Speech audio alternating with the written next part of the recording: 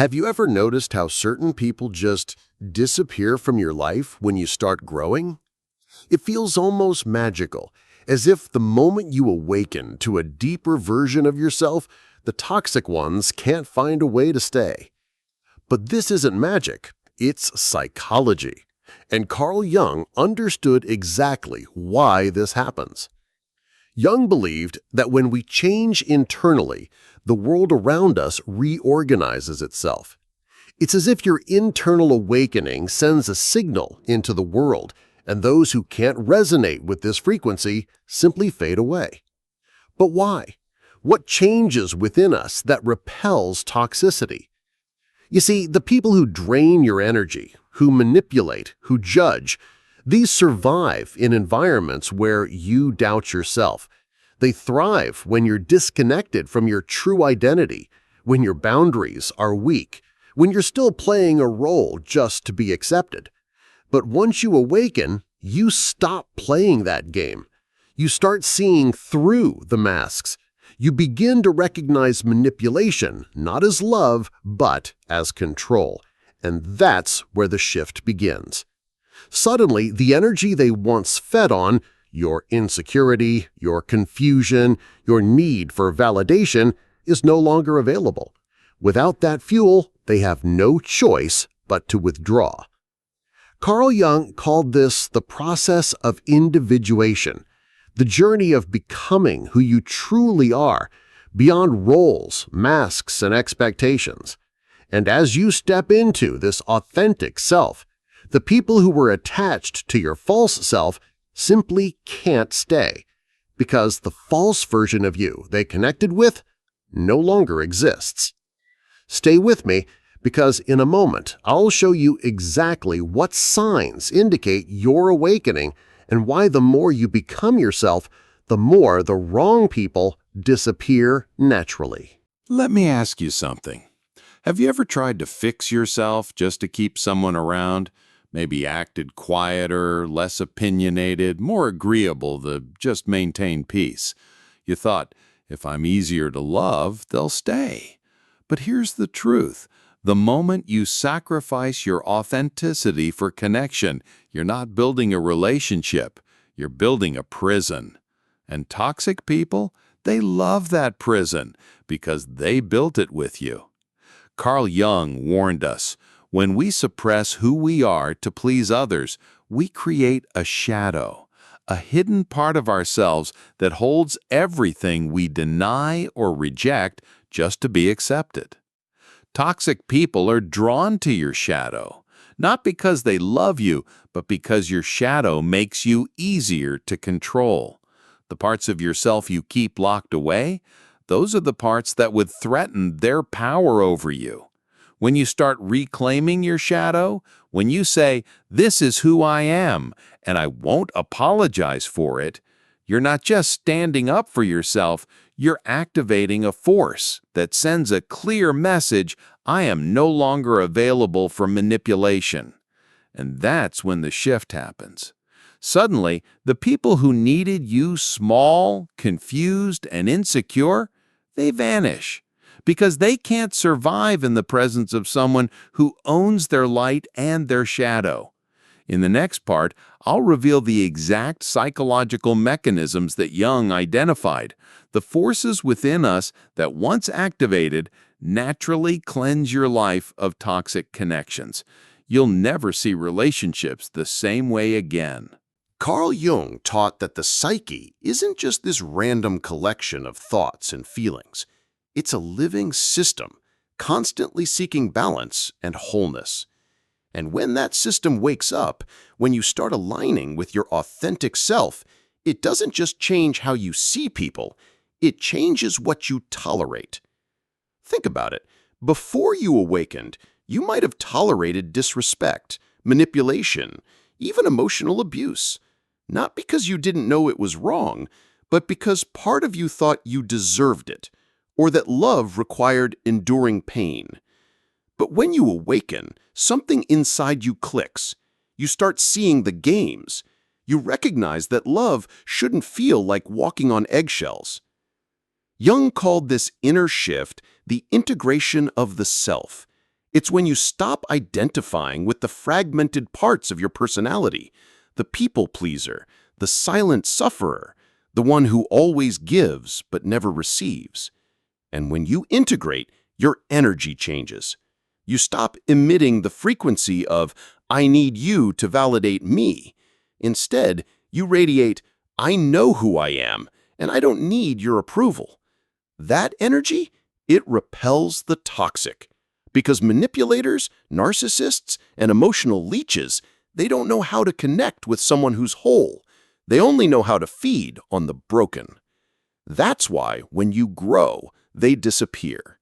Not because you pushed them away, but because the version of you they manipulated is gone.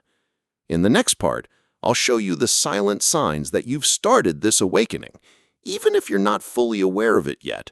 And I'll tell you why losing people during this process is not a loss. It's a necessary cleansing. You might be wondering, how do I know if I've started this awakening? There are signs, but they're not always loud. Sometimes they're subtle feelings, like a quiet discomfort around certain people. Conversations that once excited you now feel draining. You start noticing manipulative behaviors that you used to ignore. It's not that people suddenly changed overnight. It's that you changed. Jung believed that awakening begins when we start withdrawing our projections. In other words, when we stop projecting our unmet needs and wounds onto others. For example, maybe before you needed people to validate your worth. You looked for friends, partners, or mentors who made you feel valuable because you didn't feel that within yourself. But when you awaken, you start reclaiming that power. You begin to feel your own worth, not because someone else says you're enough, but because you know you are. And here's what happens next. The people who were only close to you because of your neediness, they get uncomfortable. They sense that they can't control you anymore. You're not so easily guilt-tripped. You don't chase them like before. This triggers a silent departure. They start pulling away, ghosting you, or even accusing you of changing too much. But that's not a bad thing. It's a sign you're shedding layers of your false self. And Jung would say this is essential to individuation, the path to becoming your true self. In the next part, I'll reveal why some people will hate your growth and why their rejection is actually confirmation that you're on the right path. Here's a hard truth. Not everyone will celebrate your growth. In fact, some will resent it. You might think, if I'm becoming more authentic, shouldn't people appreciate the real me? But Carl Jung understood that authenticity disrupts dynamics, especially toxic ones. When you grow, you unintentionally hold up a mirror to others, a mirror that reflects their stagnation, their fears, their unhealed wounds. And not everyone is ready to face that reflection. Some people preferred the version of you that was small, agreeable, and easy to manipulate. Your growth threatens their comfort zone. Because if you can change, it means they could too. But that's a truth they're not prepared to handle. So instead of growing with you, they attack, criticize, or quietly exit your life. And that hurts. You'll question yourself. You'll wonder if you're the problem. But remember this, their discomfort is not a reflection of your failure. It's proof of your evolution. Jung taught that the path of individuation, the process of becoming your true self, is often lonely, because as you ascend, the air gets thinner. Fewer people can breathe where you're headed. But don't confuse loneliness with being lost. You're not lost. You're just leaving behind relationships that were built on your unawakened self.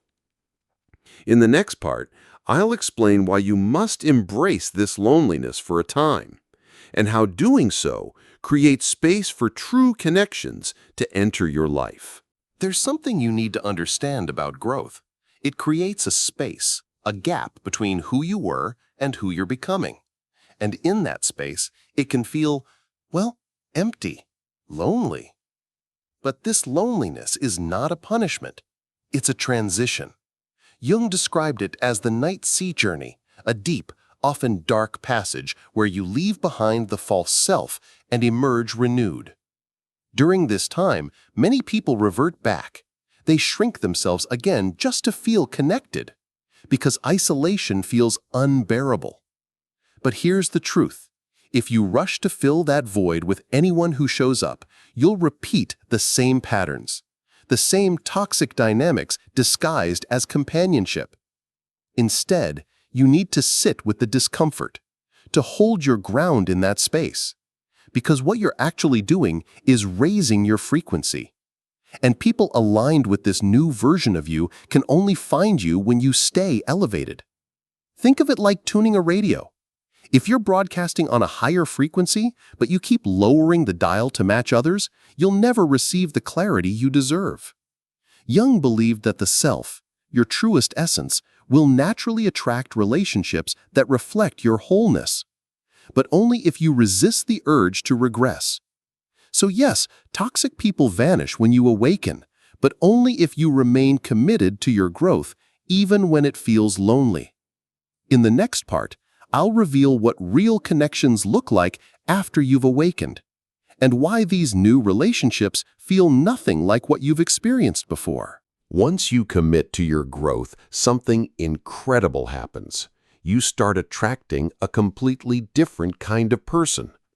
They don't drain your energy, they nourish it. They don't compete with your light, they celebrate it. They don't manipulate your wounds, they respect your boundaries. This is what Carl Jung described as the emergence of the self. When you align with your authentic self, you create a natural filter. The people who remain in your life are those who resonate with your truth, not your wounds.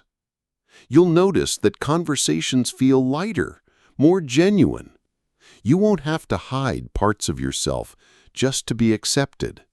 There's no fear of saying the wrong thing or being too much, because the right people love the fullness of who you are. And here's the beauty of it. These connections aren't based on dependency. They're based on mutual growth. You challenge each other, uplift each other, and there's space for both light and shadow. Jung believed that the ultimate goal of individuation wasn't isolation. It was authentic connection, but connection that comes after you found yourself. Not connections built on neediness, but on wholeness. That's why the old toxic relationships had to dissolve, because they couldn't survive in the presence of your authentic self.